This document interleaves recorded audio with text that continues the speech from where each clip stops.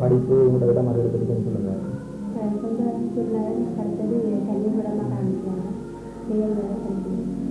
சரி, இப்போ இந்த ஓவிய மதத்தில் உங்களுக்கு என்ன ஈடுபாடு வந்து கொஞ்சம் சொல்லுங்க. சின்னதுலேருந்து நான் கூட ஸ்கூலில் படிக்கும்போது 5ஆம் வகுப்புலேருந்து நாங்கள் கடைசி மட்டும் நான் படம்லாம் படத்தில் படிக்கும்போது நாங்கள் படித்த ஆசிரியர்கள் கூட ஊக்கம் வந்து எங்களை படித்த வழியாக கூட எனக்கு இன்னும் கூட ஆகுது எனக்கு ஸ்கூலில் சின்ன சின்ன புரோட்டாட்சியில் அதுகளை எனக்கு சயின்ஸ் கிடைக்கும். சரி, அப்போ இப்போ இந்த நாட் மாஸ்டர்கள் வித்தியாச மாஸ்டர்கள் நடக்கிற இந்த ஓவிய பயிற்சியத்தில் நீங்கள் என்ன ஜாயின் பண்ணுறீங்க அல்லது அந்த பயிற்சி கூடாக உங்களுக்கு என்ன பயணங்கள் வாங்கன்னு சொல்லுங்கள். நாங்கள் 2 வருஷமாக படித்து வந்திருக்கேன். இங்கே வந்தப்போ தான் புரியல எங்களுக்கு பயிற்சி புரியல. அங்கே வந்தப்போ தான் ஒவ்வொரு விருப்பங்களையும் தீரக்கூடியதாகவும் மற்றது வந்து வர்ணங்கள் நாங்கள் நல்ல முறையில் பார்க்கக்கூடிய நிலைமைக்கு வந்தது. இங்கே நாங்கள் வந்து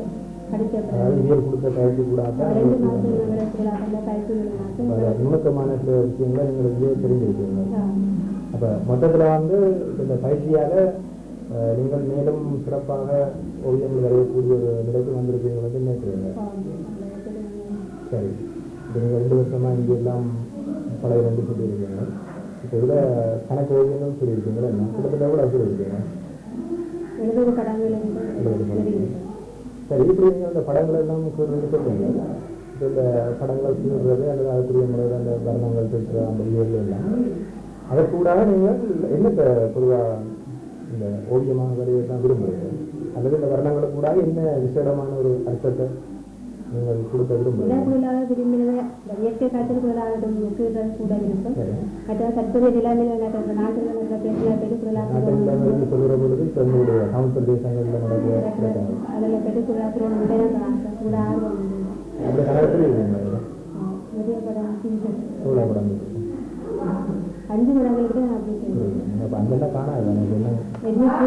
செய்யணும் வேண்டாம் ஆசை. அப்போ இனிமேல் நீங்கள் அதை கூட காணலிருக்கீங்க.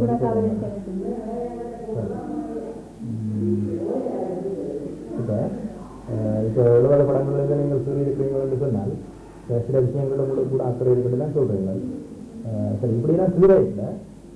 ஒவ்வொரு ஓவியருக்கும் ஒரு ஸ்டைல் அல்லது ஒரு பாணி என்று சொல்கிறது இருக்குன்னு சொல்கிறது. உங்களை பொறுத்தவரையில் அப்படி ஏதாவது ஒரு தனிப்பாணி அப்படின்னு நீங்கள் சொல்லியிருக்கோம். நான் எதில் படித்து படங்கள் செய்திருக்கோம். இருந்தாலும் இந்த இன்னொரு ஓவியருடைய பாணியை பின்பற்றாமலே எனக்கு வந்து ஒரு பாணி உருவாக்கணும்ட்டு விரும்புகிறீங்க. அதுபடி செய்வீங்கள். ஆனால் நான் சொல்கிறது என்னென்றால் அப்படி ஒரு தனி பாணி இருக்கு என்று நீங்கள் சுட்டி காட்ட முடியுமா? அல்லது அப்படி சுட்டி காட்ட முடிந்தால் அது என்ன அப்படி விசேடமானது? அப்படி சுட்டி காட்ட முடியாது.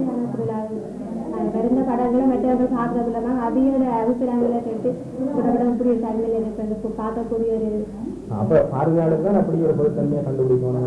அவருடைய பொருளாக நாங்கள் உங்களால் சரியாக சொல்ல முடியாது. சரி, இப்போ நீங்கள் பேருந்த படங்களில் உங்களுக்கு பிடித்தமான படங்கள் அப்படின்னு அதோட பற்றி கொஞ்சம் சொல்லிடுமா?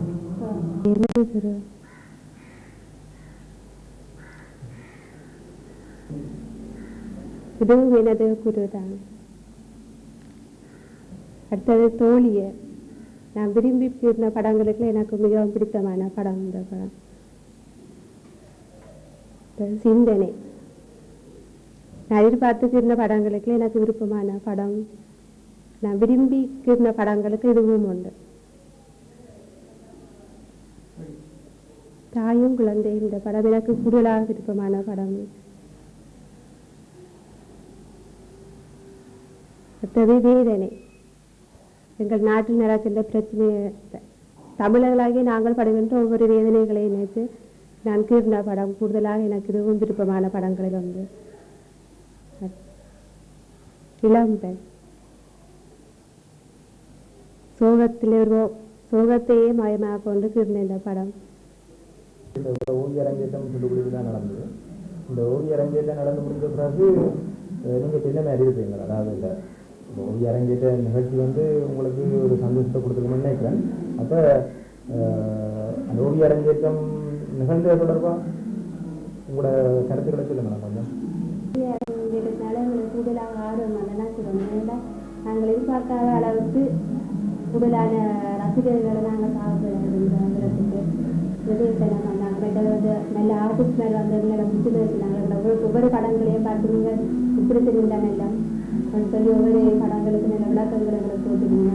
உங்களை எந்த முன்னேறதுக்கு நல்ல வாய்ப்புகளுக்கு அந்த நீங்கள் கூடுதலாக பயன்படுத்தி ஒவ்வொருடைய அறிவுரையிலையும் கூடுதல்களுக்கு கேட்கக்கூடியதாக இருந்தது.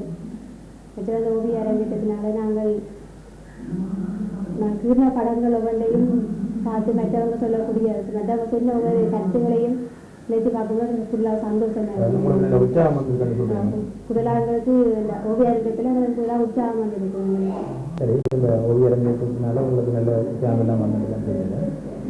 அப்புறம் இந்த எதிர்காலத்தில் இந்த ஓவியத்துறையில் உங்களுக்கு இருக்கக்கூடிய திட்டங்கள் நோக்கங்கள் அதை பற்றி கொஞ்சம் சொல்லுங்கள். ஓவியத்துறை மூலம் கூடுதலாக நான் படங்கள் செய்திருந்த போலவே தற்போது நாங்கள் கூறிக்கொண்டிருந்த போலவே படங்கள் நிறைய படங்கள் செயல்முறை ஆசை.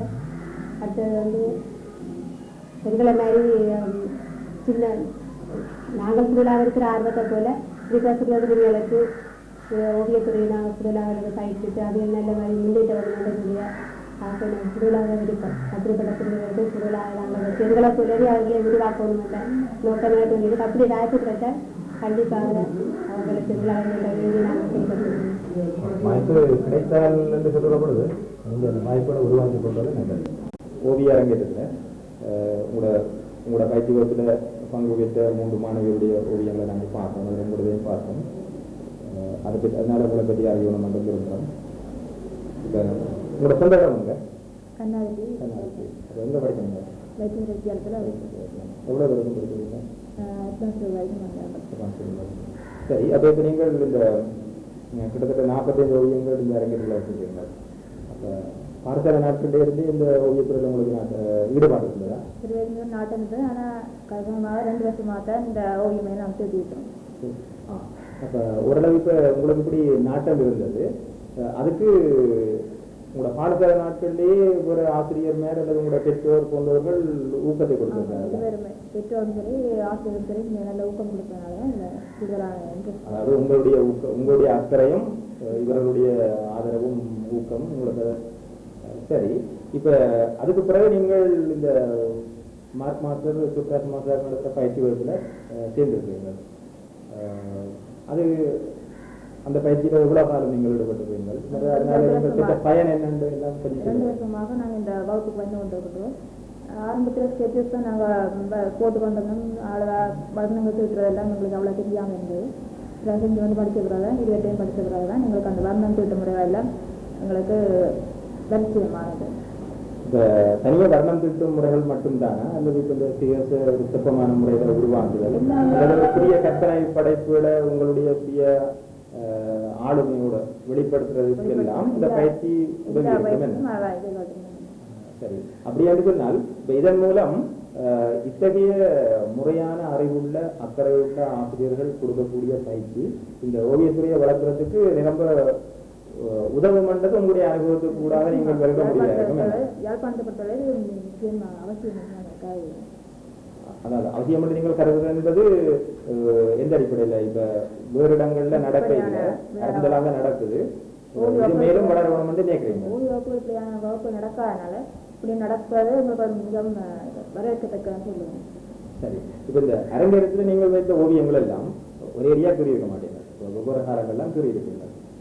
இப்போ குறிப்பாக இத்தகைய ஓவியங்களைத்தான் கீழ வேணும் என்று உங்களுக்கு ஏதாவது கோட்பாடு அப்படி இருக்கா? அல்லது அதாவது வடிவா பொருளாக இருந்தால் ஓவியங்கள்ல என்னத்தை வரைய வேணும் என்று நீங்கள் கருதி இருக்கிறீர்கள்? அதாவது உங்களுக்கு விருப்பமானவர்கள் பற்றி. ஆரம்பத்தில் நான் கூடுதலாக ஆவி காட்சிகள் வரைந்துட்டேன். ஏன்னா வேறு இது வரைகிறதுக்கு அவ்வளோ அந்த எண்ணங்கள் வந்து வராதனால, அதாவது உங்களுடைய ஈடுபாடும் கவனமும் பழைய காவியம் இலக்கியம் புராணங்கள் போன்றதோட அந்த காலங்கள்ல நாட்டு நிலைமைகள்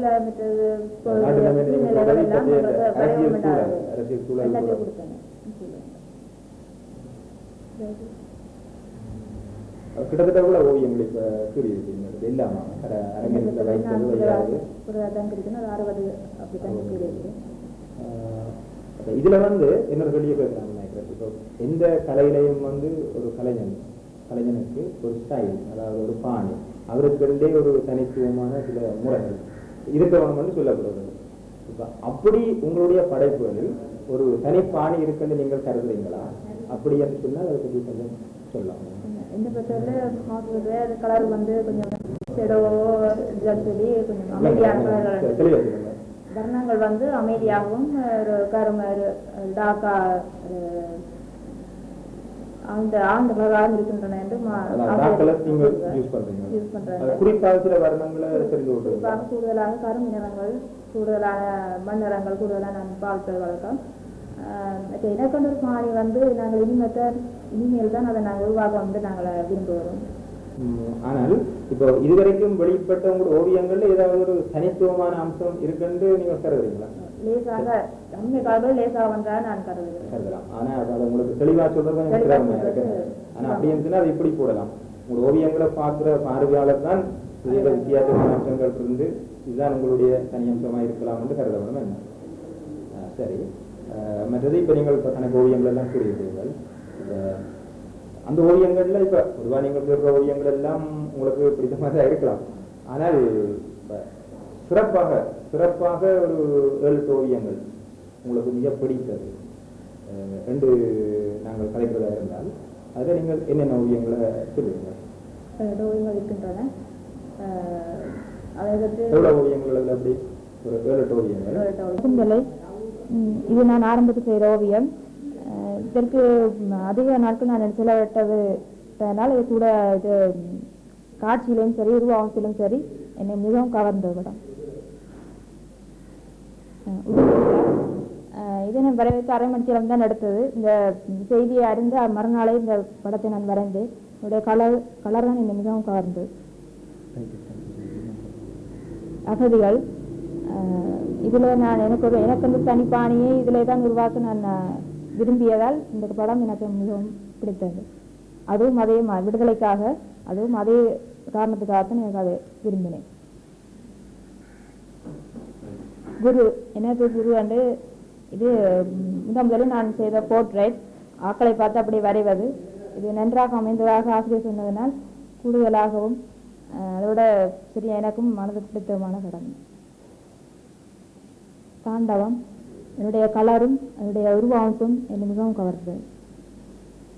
சிவசக்தி இது ஒரு முடன் நாட்டண்ட அடிப்படையில் வரைந்ததுனால என்னுடைய வர்ணங்களும் என்னுடைய அமைப்பும் என்னை மிகவும் கவர்ந்தது.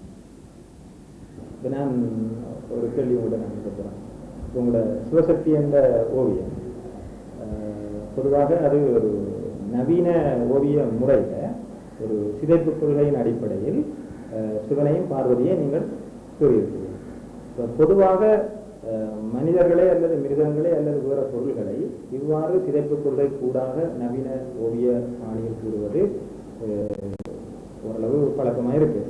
இப்ப நீங்கள் இப்ப கடவுளரின் உருவங்களை அவ்வாறான ஒரு சிதைப்பு கோட்பாட்டின் ஊடாக நவீன ஓவியமாக வரைந்தவருக்கு ஏதாவது விளக்கம் சொல்லியிருக்கோம்? சிவசக்தியை பற்றி நவீன ஓவியம் என்று நீங்கள் கருதுவீர்கள். கடவுள் என்பதனால அதை அதுக்கு தப்ப